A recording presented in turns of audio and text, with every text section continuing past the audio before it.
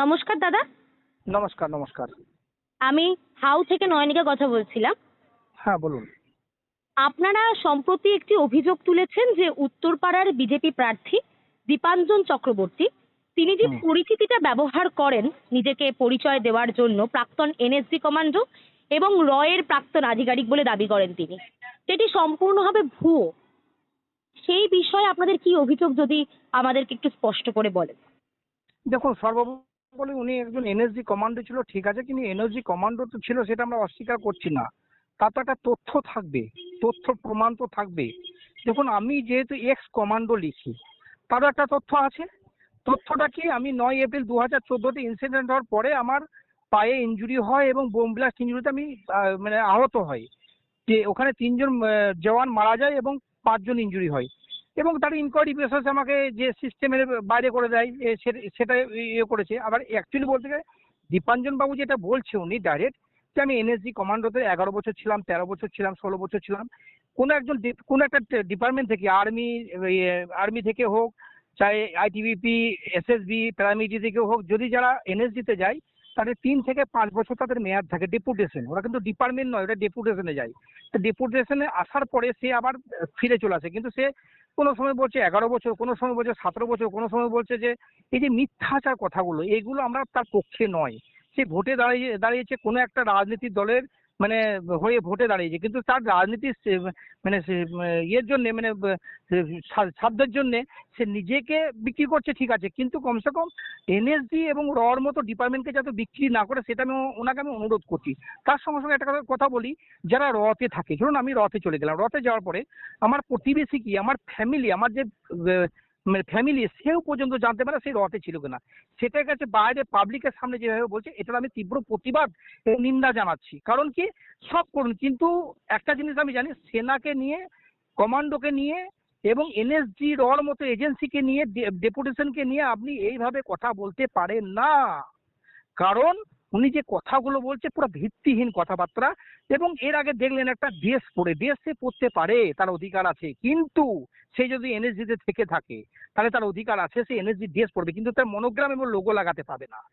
এটা বাস্তব সত্য। অতএব উনি রতে ছিল, এনএসজিতে ছিল, এই যে কথাগুলো স্টেজের সামনে বসে মানে পলিটিক্যাল এজেন্ডা হিসাবে ব্যবহার করছে, এর আমি তীব্র প্রতিবাদ করছি। কারণ কি বলুন তো, আজকে ভারতবর্ষের এবং এনএসজি এবং মিলিটারি কিন্তু সেন্ট্রাল গভর্নমেন্টের অধীনে, এখানে কোনো পলিটিক্যাল রাজনীতির দলের অধীনে নয়, কিন্তু রাজনীতির সঙ্গে নিজের ডিপার্টমেন্টটাকে যুক্ত করবে, এটার আমি পক্ষপাতিত্ব করছি না। কারণ এটা বিপক্ষে আমি কথা বলতে চাইছি। কারণ ওনাকে আমি এটুকুই বলতে চাই যে দীপাঞ্জন বাবু, আপনি একজন ফোর্সের মেম্বার এবং ফোর্সের এনএসজিতে ছিলেন, রতে ছিলেন, সেটা বড় কথা নয়। আপনি একজন ফোর্সের মেম্বার, আপনি ভোটে দাঁড়িয়েছেন, আপনি এমএলএ হন, নো প্রবলেম। কিন্তু আপনি নিজের রাজনীতির স্বার্থ সিদ্ধির জন্য কোন একটা পলিটিক্যাল এজেন্ডাকে বানিয়ে আপনি ডাইরেক্ট বলতে পারবেন না যে বিজেপির হয়ে আমি দাঁড়িয়েছি, আমি রতে ছিলাম, আমি এই করেছি। এটা আপনি কোনো মতো পলিটিক্যাল মঞ্চে আপনি ব্যবহার করতে পারবেন না, আমি যেটুকু মনে করি। তার সঙ্গে সঙ্গে বলি যে আপনি মিথ্যা কথা বলছেন। এই যে বলেছেন একটা আর বাংলা মতো চ্যানেলে বসে বলেছেন যে, আমি নিজে দেখলাম সেই ইন্টারভিউতে আজকে, যে আপনি ডাইরেক্ট বলছেন পাকিস্তানে গিয়ে আমি এনকাউন্টার করার পরে আমি তাদেরকে প্রণাম করি। এইসব ভুং ভাং কথা মানুষকে গুমরা করবেন না।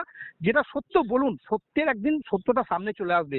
অতএব আপনি যে তারপরে মানুষের সামনে চমকাচ্ছে আমার বিরুদ্ধে কথা বলে আমি দেখে নেব, আপনি পলিটিক্যাল দিক দিয়ে ধমকাচ্ছেন, ঠিক আছে, কোনো একজন ব্যক্তিকে এবং সেনাকে ধমকাতে আসবেন না, এবং প্যারামিলিটারি জওয়ানকেও ধমকাতে আসবেন না, তাহলে কিন্তু আপনার বিরুদ্ধে আলাদা অ্যাকশন নেওয়া হবে। এটাই বাস্তব, এটাই সত্য। কারণ আমি দীপাঞ্জন বাবুকে আমি অনুরোধ করব, আপনি রাজনীতিক মানে স্বার্থের জন্য, নিজের স্বার্থ সিদ্ধির জন্য আপনি রর মতো এজেন্সির বদনাম করবেন না, এনএসজি মতো ডেপুটেশনের বদনাম করবেন না, যেটা আমাদের ভারতবর্ষের একটা গর্ব। সেটাকে নিয়ে যদি আপনি এইভাবে করেন, তাহলে আপনার প্রতি কিন্তু যদি আপনি ব্যবস্থা নিতে পারেন, তাহলে আমরাও কিন্তু ব্যবস্থা নিতে বাধ্য হব। আমি একজন সুজয় মণ্ডল এক্স কমান্ডো হয়ে বলছি। তবে পাশাপাশি উনি যে হলফনামাটা জমা করেছেন সেখানে উনি উল্লেখ করেছেন যে তিনি উচ্চ মাধ্যমিক উত্তীর্ণ নন। সেখানে কি এনএসজি বা রয়ে প্রবেশ করার জন্য বা চাকরি পাওয়ার ক্ষেত্রে ন্যূনতম যোগ্যতা তো উচ্চ মাধ্যমিক হওয়া উচিত, সেই জায়গা দেখুন, থেকে 2003-এর আগে উচ্চ মাধ্যমিক, 2004-এর আগে যারা ভর্তি হয়েছে, যারা 2004-এর আগে, তাদের কিন্তু উচ্চ মাধ্যমিক পাস কিন্তু একজন জিডি এবং কোনো একটা ডিপার্টমেন্টে গেলে বলতে তার মানে জিডি র্যাঙ্কের কর্মচারী এবং সিনিয়র যারা আছে তাদের কিন্তু মানে সেইভাবে মাধ্যমিক পাস করে কিন্তু যাওয়া যেত, আমি যেটুকু জানি। কিন্তু 2004-এর পরে উচ্চ মাধ্যমিক পাস না করলে কোনো মতেই সেটা সম্ভব নয়। এবং উনি যে বলে যে আপনি প্রাক্তন এনএসজি কর্তা, উনি রিটায়ারমেন্ট কোথা থেকে এসছে তার তো একটা ইয়ে থাকে। দেখুন মানুষ যদি, আমি যদি দেখুন 9 এপ্রিল 2014 যদি মারা যেতাম, শহীদ হয়ে যেতাম, শহীদের জজা যদিও নেই আমাদের প্যারামিলিটারিতে, যদি শহীদ হয়ে যেতাম কিন্তু আমি মারা যেতাম, কিন্তু আমার র্যাঙ্ক, আমার যে rank city Sujoy Mondal ex commando, যে কমান্ডোতে ছিলাম কোবরা কমান্ডো, সেই র্যাঙ্কটা কিন্তু মারা যেতে পারে না। মানুষ মরে যায়, জওয়ান মরে যায়, হাতিয়ার চলে যায়, সবকিছু চলে যায়, কিন্তু সবকিছু মৃত্যু হয় কিন্তু তার র্যাঙ্কটা মৃত্যু হয় না। যখন কোনো মানুষ দেখবেন এক্স ম্যান, মানে যারা রিটায়ারমেন্ট নেয়, সিআরপিএফ, বিএসএফ, আইটিবিপি থেকে রিটায়ারমেন্ট নেয়, তাকে একটা মানে তার একটা মানে কার্ড দেবে যে সে এক্স ম্যানে এই ডিপার্টমেন্ট থেকে গেল, সে এনএসজি থেকে এসছে না কোথা থেকে এসছে, সেটা তো ওকে তো কার্ড তো দিয়েছে, সেটা নিয়ে ওরা প্রুভ করতে পারেনি। এবং হলফনামাতে একটা জিনিস আমি দেখলাম, তার এডুকেশন নিয়ে আমি পক্ষপাতিত্ব করবো না, কারণ সেটা ওর ব্যক্তিগত, একদম পুরোপুরি ব্যক্তিগত আমি যাব না। কারণ কি এনএসজিতে উনি দিয়েছেন, যেটা হলফনামাতে দিয়েছেন কি মানে এক্স এক্স সার্ভিসম্যান, ঠিক আছে, এক্স সার্ভিসম্যান কিসে কিসে এটা ঠিক আছে, ওর মতো দিয়েছে, কিন্তু উনি তো ওখানে তো হলফনামাতে তো এই বড় বড় ডায়লগ গুলো দিচ্ছে, এনএসজি কর্তা, আমি রয়ে ছিলাম, এইগুলো বলার অধিকার ওনাকে কেউ দেয়নি, কারণ উনি দিতে পারেন না। ওখানে এক্সম্যান দিতে পারে সেটাও ঠিক আছে, কিন্তু উনি যে কথাটা বলছে রয়ের কথাটা বলে দেশ তথা আমাদের সমাজকে বদনাম করছে, বাংলার মানুষকে কুলুচিত করছে, বাংলার মানুষকে বিভ্রান্ত করছে, এটাই বাস্তব, এটাই সত্য। তিনি দাবি করেছেন যে তিনি ইন্টারপোলেও কর্মরত ছিলেন, সেই বিষয় নিয়ে কি বলবেন? কোথায় কর্মরত ছিল বলেছেন? ইন্টারপোলে। কিসে? আইটিবিপি তে ছিল উনি, তাই তো?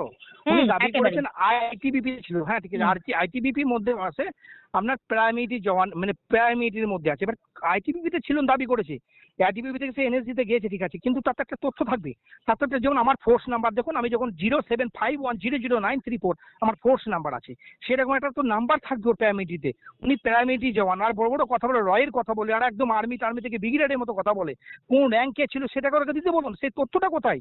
সত্যিটা বললে নাকি আপনি, কেউ বলছে তৃণমূলের দালাল, কেউ বলছে সিপিএম এর দালাল, বিজেপি, আমি মানে বিজেপির বিরোধিতা করছি, এটাই বলতে চাইছি। এইসব কথাগুলো না, রাজনীতির কথা বলা ওনার মুখে কিন্তু শোভা পায় না, দাঁড়িয়েছে তার জন্য শুভকামনা রইলো, কিন্তু এই যে ভুল ভাল কথা বলে মানে আইটিবিপিটা কোন ডিপার্টমেন্টে পড়ে, প্রাইমারি না মিলিটারি, সেটাও দেখতে হবে। অ্যাকচুয়ালি দেখতে গেলে ভারতবর্ষে যারা সেনার মধ্যে আছে, যারা যারা সেন্ট্রালের যারা সেনার মধ্যে আছে, আর্মি, নেভি, এয়ারফোর্স, আর সিআরপিএফ, বিএসএফ, আইটিবিপি, এসএসবি যারা আছে না, তারা প্রত্যেকে কিন্তু প্যারামিলিটারি জওয়ান।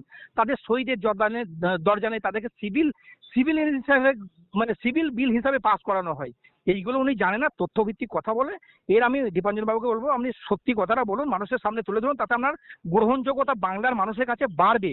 অতএব আপনি যে ভুলভাল কথা বলছেন, এতে কিন্তু আপনার বাংলার মানুষের কাছে গ্রহণযোগ্যতা শেষ হয়ে যাবে, এটাই বাস্তব। এবং সেনাদেরকে মানে প্যারামিলিটারি তথা আপনি আর্মি এবং এনএসজি মতো জায়গা এবং রয়ের মতো ডিপার্টমেন্টকে নিয়ে আপনি রাজনীতি করবেন না, এটাই অনুরোধ।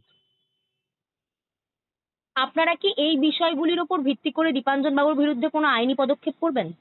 দেখুন আইনি পদক্ষেপ, যেহেতু ফোর্সের লোক, উনিও একজন ফৌজি ছিলেন, উনি একজন এনএসজি কমান্ডো নিজেকে দাবি করেছে, এবং উনি যদি সেইভাবে যদি নিজেকে যদি না শুধরাই, তাহলে আমরা নিশ্চয়ই সেইভাবে আমরা অ্যাকশন নেওয়ার চেষ্টা করবো, কারণ আমাদের central arm police x welfare association থেকে আমরা তার বিরুদ্ধে স্টেপ কি নেবো, আমরা এই সত্যটাকে বের করবো, আর কিছুই না।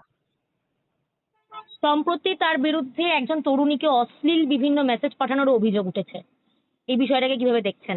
দেখুন উনি ওইটা ওর পার্সোনাল ম্যাটার, ওই ব্যাপারে আমি যাব না, কারণ কি ওনার ব্যক্তিগত জীবনে নিয়ে আমি কথা বলবো না, কিন্তু যেহেতু এখানে এবং এনএসজির মতো ডিপার্টমেন্টকে মানে যেটা রাজনীতির মঞ্চে তুলেছে, সেই জন্য আমি বলতে এই কথাগুলো বাধ্য হলাম। ওই ব্যাপারটা ম্যাডাম আমি কিছু বলতে পারবো না, কারণ ওনার পার্সোনাল ম্যাটার আমি যাবো না।